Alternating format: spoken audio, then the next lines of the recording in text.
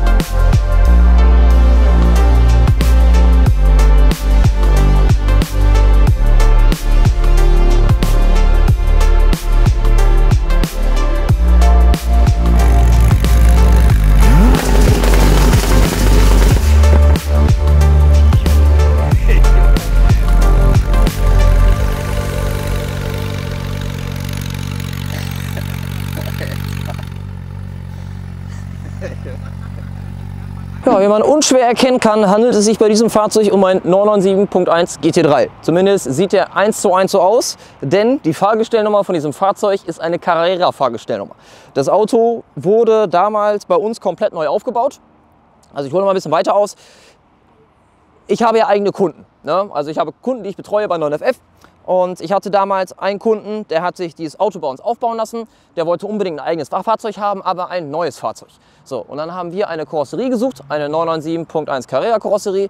Diese haben wir dann vollständig umgebaut, beziehungsweise erstmal haben wir ein fahrendes Auto gekauft, habe das komplett zerlegt und haben dann angefangen, dieses Fahrzeug neu aufzubauen. Die Grundfarbe von dem Fahrzeug war damals weiß, der wurde komplett entlackt, neu lackiert in C9X, in dem Schwarzform 991 Turbo. Auto wurde dann komplett neu aufgebaut, Achsen komplett neu, Bremse neu, Motor neu, Getriebe neu, Innenraum neu, Lack neu, also einmal ringsrum alles neu. Das Auto wurde vor 3 Jahren, glaube ich, neu aufgebaut, hat jetzt aktuell 12.000 Kilometer. Und ich habe das Fahrzeug damals gekauft mit einem leichten Unfallschaden. Das Auto hatte damals vorne, ist der Vorbesitzer mit dem Auto aufs bisschen abgekommen von der Straße. Es war wirklich nichts Wildes. Die Kofferraumwanne unten drunter war eingedrückt bei dem Fahrzeug. Damit war der Vorderwagen ein wenig deformiert. Die Frontschürze wurde natürlich in Mitleidenschaft gezogen, weil der über so Hubbel gefahren ist, sind die Rückleuchten auch rausgekommen und so. Also der ist schon, das erklären, es war kein richtig harter Unfall, dass man sagt, das Auto ist kaputt, sondern es waren wirklich ein paar Blechteile kaputt, dass man es vernünftig wieder reparieren konnte. Ich musste auch keine Karosserieteile tauschen im Sinne von Chassiteile. Das heißt, der Vorderwagen ist immer noch der gleiche. Den konnten wir damals zum Glück retten. Es war wirklich nicht viel kaputt. Ich habe eine komplette Fotohistorie zu dem Auto vom ersten Tag an, von dem Aufbau des Fahrzeugs bis zu dem Zeitpunkt, wo es dem Kunden ausgeliefert worden ist. Genauso wie als ich das Auto gekauft habe, habe ich auch eine Fotodokumentation gemacht. Aktuell Zustand, Vorreparatur, Nachreparatur. Wie man sich vorstellen kann, ich werde natürlich kein 997.1 GT3 als Sauger fahren, wo die als Sauger auch cool sind. Ich bin einfach turboverrückt, ich bin das von Haus aus gewohnt. Ich saß immer in schnellen Autos. Seitdem ich denken kann, fährt mein Papa mit mir 1000 PS Porsche. Mittlerweile darf ich sie selber fahren und zum Glück habe ich mittlerweile auch einen. Ja. Motor war ein Basismotor 997 Turbo, den wir umgebaut haben auf 1000 PS. Das heißt, es ist kein Hochdrehzahlmotor. Das Auto ist begrenzt bei 7400 Umdrehungen. Da ist der Drehzahlmesser, also der Drehzahlbegrenzer. Und ja, wie man natürlich sehen kann, eine doppelte Luftansaugung trotz GT3-Heckdeckel. Das wie im Turbo, das natürlich für jeder Turbolader einmal schön sein Ansaugrohr hat. Ne? Ein richtiges Y von uns drin. Einmal frisch lackiert. Hier hinten ist noch so ein unschöner blauer Schlauch drin, den werde ich noch tauschen. Ja, es ist jetzt gerade das erste Mal seit Winter, dass ich das Auto raushole. Der stand jetzt 4, 5 Monate in der Ecke. Und so ein paar Kleinigkeiten werde ich noch machen. Ne? Das auch, wie man weiß, Auto fängt mit A an und hört mit O auf. Ne? Gibt immer jede Menge Baustellen. Also Baustellen im Sinne von persönlicher Geschmack. Ne? Ich habe das Auto schließlich von einem Kunden gekauft. Und wie das halt so ist mit dem Tuning, möchte man sich natürlich selber individualisieren und verändert natürlich noch das eine oder andere. Getriebe von dem Auto ist ein GT3-Getriebe, was wir umgebaut haben. Das ist ein gerader dritter Gang drin, also gerade verzahnter dritter Gang. Das Problem ist bei dem Getriebentyp, normalerweise ist die Eingangswelle und die Ausgangswelle ist bei dem GT3, GT2 und 996 Turbo relativ dünn. Wenn man da viel Drehmoment drauf gibt, fangen an, sich die Wellen auseinander zu biegen. Die Zähne können nicht mehr richtig ineinander greifen, weil das Material nicht stark genug ist, um das auszuhalten, zerbröselt der dritte Gang. Das heißt, zu viel Drehmoment, dritter Gang reißt ab, fällt alles ins Getriebe rein, nicht so gut. Deswegen, Getriebe war einmal offen, komplett revidiert und natürlich ein verstärkter dritter Gang drin, damit die Leistung auf die Straße kommt. Das Auto wird befeuert mit 2 GTX 3076 Gen 2 Ladern, rechts und links drehend. Wie man sehen kann, ist es weiterhin GT3 mit Mittelrohr, 76 mm Auspuff mit Klappen. Das heißt, Klappe auf, Klappe zu. Mit Klappe zu, würde ich sagen, klingt er ungefähr ein bisschen lauter als ein Serien-GT3. Mit Klappe auf ist es schon echt fies. Also mit Klappe auf, du gibst Gas und man hat Anti-Leck an, dann feuert das und knallt das da raus. Also es ist wirklich ein reines Spaßfahrzeug, definitiv. Es ist so, wie man sich das halt von so einem GT3 vorstellt. Ich habe da eine Mehrscheibenkupplung drin mit einem Einmassenschwungrad. Es rappelt und klappert alles richtig schön, aber halt GT3-mäßig. Also man kann das Auto trotzdem noch normal fahren, ohne dass es nervt. Ja, aktuelle Leistung ist 1100 PS, Heckantrieb. Ist klar, ist ein GT3. Ich habe das Auto, oder beziehungsweise der Kunde hat es damals nicht auf Allrad umgebaut.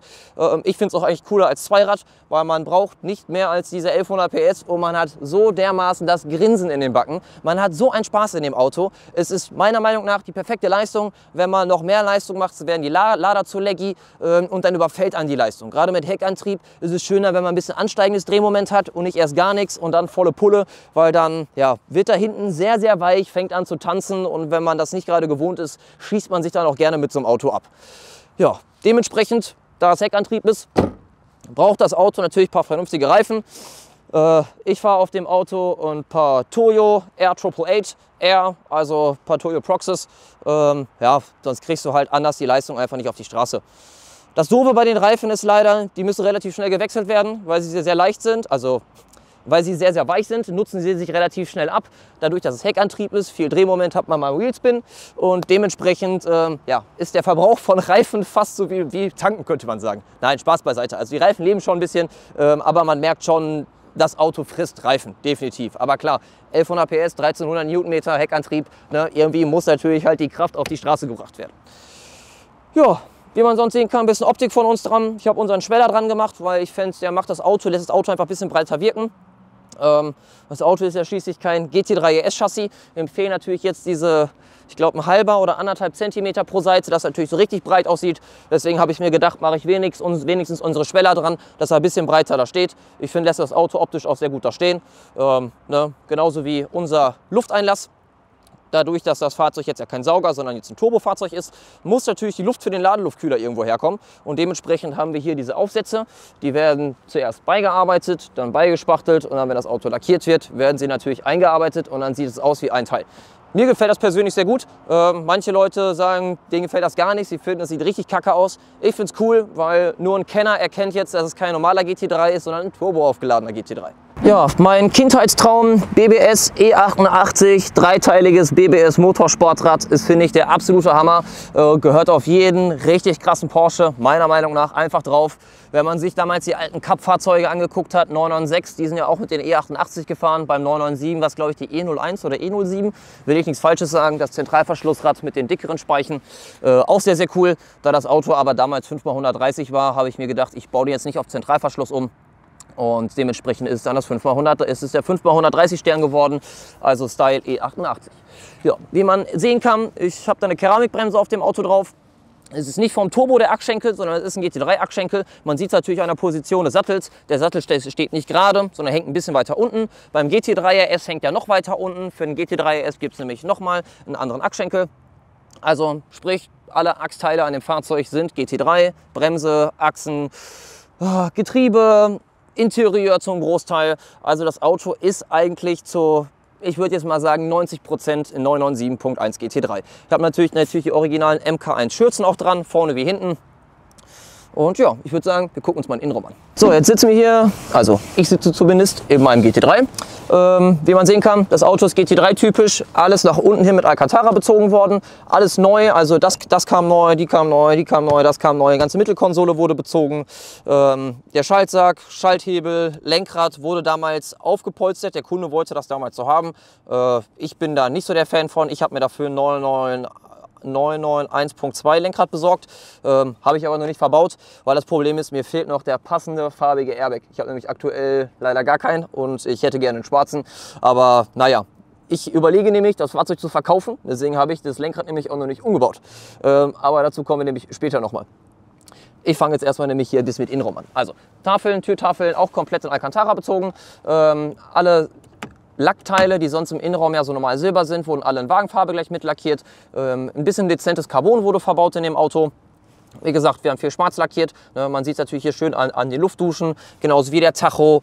Ich rutsche hier mal ein bisschen zurück. Hoppala. So, wie man sehen kann, Radio, Klimabediengerät und so weiter und so fort wurde alles in Wagenfarbe lackiert. Hier die Getränkehalter, so wie man es kennt.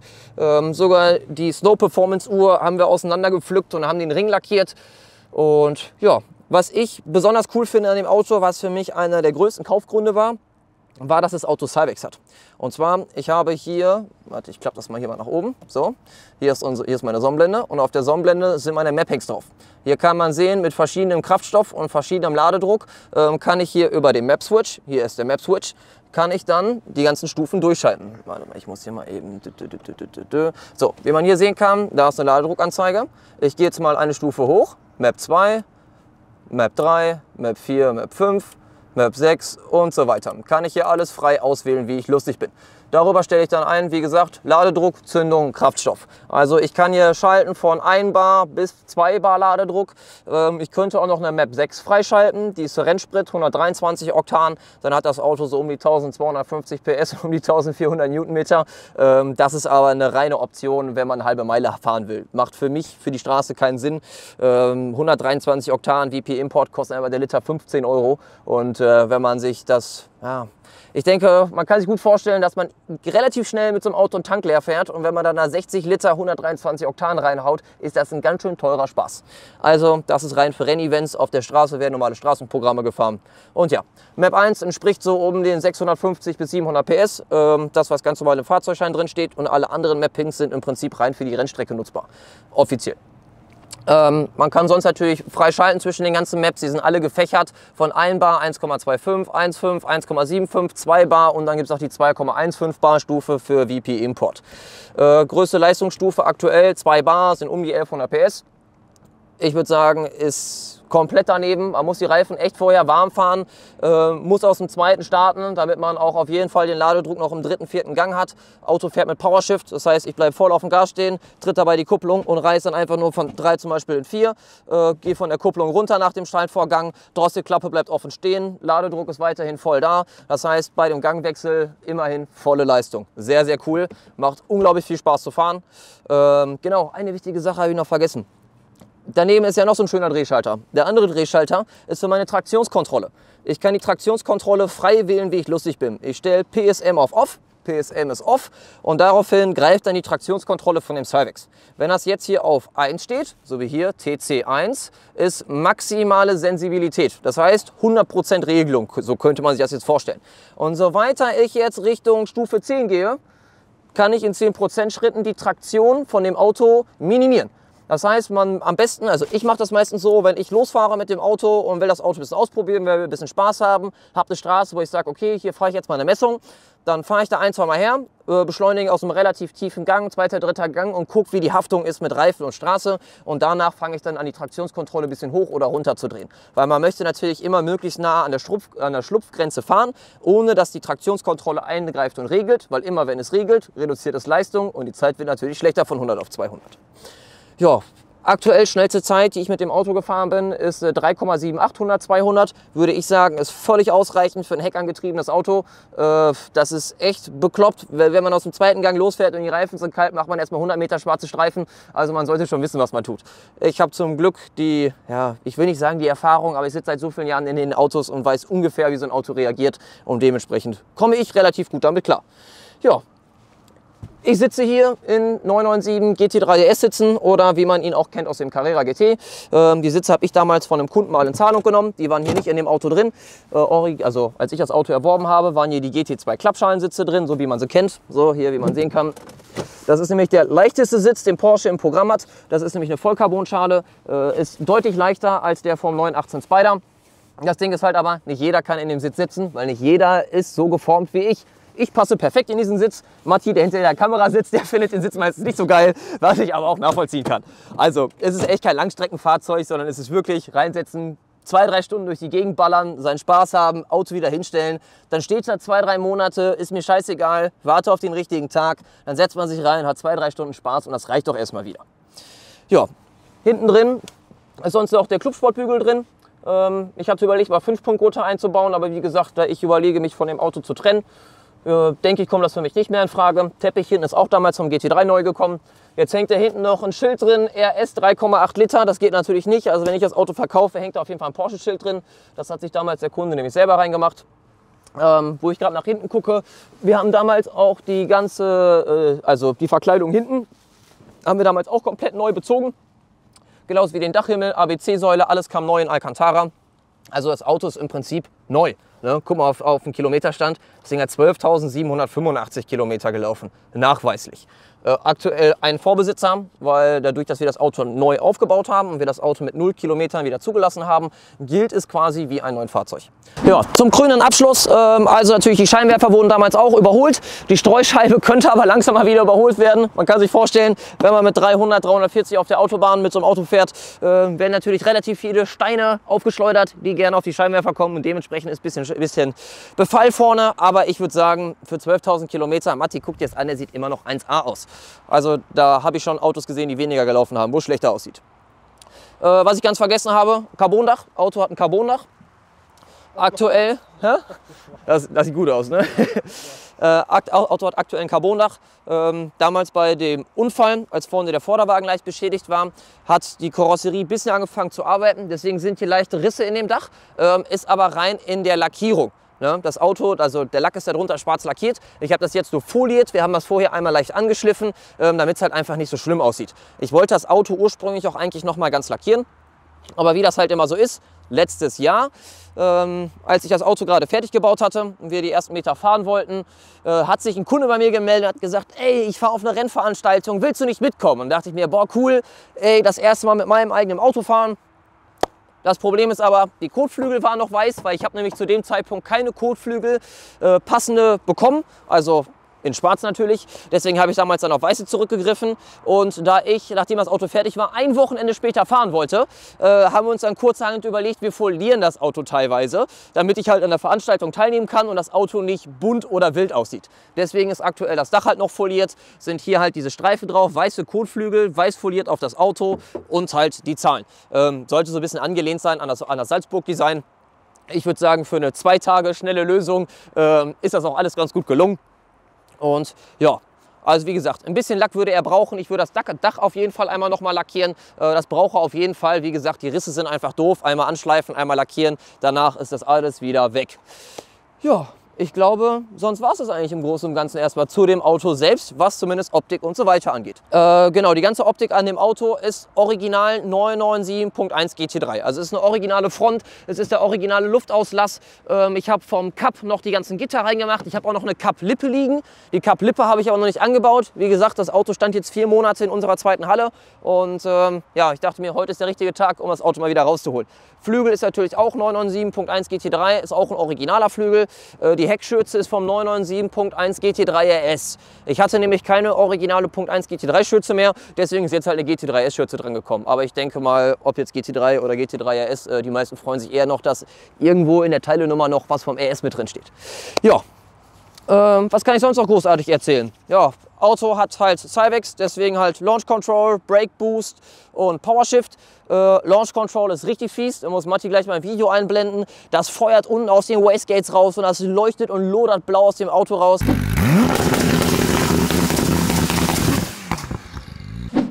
Ich bin natürlich ein Riesenfan von den ganz roten MK1 Rückleuchten. Ich habe eigentlich überlegt, das Auto auf Facelift umzubauen. Ich muss aber ehrlich sagen, mir waren die Facelift-Schürzen zu teuer. Ich bin einfach 25 Jahre alt und bin schon stolz genug, dass ich mir überhaupt so ein Auto erarbeiten konnte. Und wenn ich dann bei Porsche gesehen habe, was die für eine Front- und Heckschürze haben wollen, unlackiert, ohne Gitter, ohne alles, waren um die 10.000 Euro. Und dann passt ja noch nicht mal alles zusammen. Da muss man ja auch noch Kühlerrahmen umbauen, dann braucht man ja noch die anderen Rückleuchten und so weiter und so fort. Also es wäre eine riesen Action gewesen. Und jetzt nochmal eben 14.000, 15.000 Euro zu investieren, nur damit er nicht nach MK1, sondern nach MK2 aussieht. Das dachte ich mir, das schenke ich mir einfach, weil als MK1 sieht er nämlich auch sehr, sehr cool aus. Und das Auto war ja auch ursprünglich ein MK1. Jetzt wollte ich noch mal ein paar Sachen zu den Vorteilen erklären, warum es eigentlich besser ist, dass man eine Carrera-Fahrgestellnummer in diesem Auto hat und keine GT3-Fahrgestellnummer. Also klar, wenn ich jetzt eine GT3-Fahrgestellnummer hätte, dann wäre es ja im Prinzip ein komplett echter GT3. Aber wenn ich jetzt eine GT3-Fahrgestellnummer habe, man möchte das Auto ja auch versichern, das Auto muss versteuert werden und so weiter und so fort. Versicherung für ein GT3 ist so unglaublich teuer, weil es halt einfach als Rennfahrzeug eingestuft wird, weil die halt meistens auf Nürburgring fahren oder sonstigen Rennstrecken. Deswegen ist es sehr, sehr teuer. Die Vollkaskoversicherung mit der Carrera-Fahrgestellnummer, mit Leistungssteigerung und so weiter, alles eingetragen, kostet zwischen 300 und 500 Euro im Jahr. Das muss man sich mal überlegen. Das Auto ist günstiger als ein Golf 5 GTI. Als ein Golf 5 GTI. Total bescheuert. Also das ist sowas, was mich halt auch überzeugt hat, warum ich gesagt habe, ich kaufe das Auto. Und was natürlich auch dazu kommt, das Auto wurde komplett bei 9FF gebaut. Es ist für mich ein vollwertiges 9FF-Fahrzeug. Und ja, daher dann der springende Punkt, dass ich gesagt habe, okay, das Auto ist mein Traum, es ist ein Handschalter, er ist Heckantrieb, es ist zu 85 bis 90% ist es auf jeden Fall ein GT3, weil das Auto einfach komplett nur aus GT3-Teilen besteht. Und ja, Auto macht mir unglaublich viel Spaß. Und eventuell, falls er ein Interesse hat und das Auto genauso geil findet wie ich, kann er sich gerne bei uns melden, denn für das richtige Geld würde ich mich auch von dem Auto trennen wollen. ach, eine Sache habe ich noch ganz vergessen zu erzählen. Ich habe vorhin erzählt über die Snow Performance Uhr, die da drin ist. Das ist ja normalerweise eine Wassermethanol-Einspritzung. Wir sind nicht so die Freunde von Wassermethanol, weil das ist natürlich ein Zusatz, den du im Auto mitführst, der hoch entzündlich ist. Erstmal ist es nicht legal, Punkt 2, hoch entzündlich. Wenn es anfängt zu brennen, siehst du es nicht, super uncool. Also, was ich gemacht habe, ich habe die Snow Performance Anlage eingebaut und, komm mal her, Matti. Los, komm. Wenn man da reinguckt. Snow Performance Uhr eingebaut? Bitte? Ja, also ich habe die Snow Performance Uhr eingebaut und das ganze System wird halt nicht mit Wassermethanol betrieben, sondern rein mit Wasser. Weil das Ding ist, das Methanol ist hochentzündlich, wie jeder weiß. Ich bin erstmal kein Freund davon, hochentzündliche Brennstoffe vor einem Kofferraum irgendwo mitzuführen. Hat man mal einen Unfall, fackelt einem von jetzt auf gleich die ganze Karre ab. Super uncool. Punkt 1. Punkt 2, wenn das passiert, bezahlt die Versicherung nicht 1 Cent, weil du Ethanol mitgeführt hast, was du gar nicht mitführen darfst. So, deswegen habe ich, wenn man hier reinguckt, da sieht man nämlich diese Düse, haben wir das so umgebaut, dass da nämlich Wasser rauskommt. Sieht man da gar nichts? Oh Mann, Mama liegt da. Ja? Ah, da sieht man sie. So, also das ist die Snow Performance Düse. Da wird reines Wasser eingespritzt, einfach nur für die Kühlung der Ladeluftkühler. Quasi wie beim GT2 RS 991.2. GT2 RS hat das genauso. Die machen das so ein bisschen einfacher. Die machen das quasi wie mit so einer Scheibenwischanlage, kann man sich vorstellen, die einfach im Auto verbauen. Wir haben ein Snow Performance System und sprüht dementsprechend Wasser auf den Ladeluftkühler, kühlt den Ladeluftkühler runter. Gerade wenn man sagt im Sommer, ich fahre mal länger 300, ne, heizt sich das ganze System natürlich auf durch die heiße Umgebungsluft und über das Wasser wird natürlich der Kühler runtergekühlt und man hat wieder vollständige Leistung. Das heißt, wenn alle anderen im Sommer ihre Leistung verlieren, ich habe noch volle Leistung. Ja, Matti, ich glaube, das war's, oder hast du noch was ich ergänzen kann? Nein? Schön. Also, wie gesagt, falls jemand Interesse hat, gerne melden. Ich würde mich, wie gesagt, von dem Auto trennen fürs richtige Geld, auch wenn es mir ein bisschen wehtut in der Seele, aber das Auto steht eigentlich zu viel rum. Um auf den Punkt zu kommen, ich verkaufe das Auto aus dem einzigen Grund, ich wollte eigentlich einen 992 als nächstes kaufen, weil 997 haben wir unglaublich viele von gemacht. Jeder weiß, dass wir 997 gut können. Das ist auch definitiv mein Traumauto. Aber das Ding ist, ich würde lieber der Firma einen Gefallen tun, weil ohne der Firma könnte ich mir das Auto nicht leisten. Und wir brauchen aktuell in der Firma einen 992 Carrera. Da meine Mutter aber nicht mehr so ganz dafür brennt, Autos für die Firma zu kaufen. Lange Geschichte, egal. Deswegen habe ich mich dazu entschlossen, ich würde mich von dem Auto trennen fürs richtige Geld und dann einen 992 Carrera kaufen, den ich der Firma stellen kann, damit die Firma den benutzen kann für TÜV-Gutachten und sonstige Geschichten und dass wir einfach ein eigenes Werbefahrzeug haben. Ja, ich glaube, das wär's. Mehr habe ich nicht zu sagen. Ich hoffe, euch hat das Video gefallen. Auf Wiedersehen, bis zum nächsten Mal.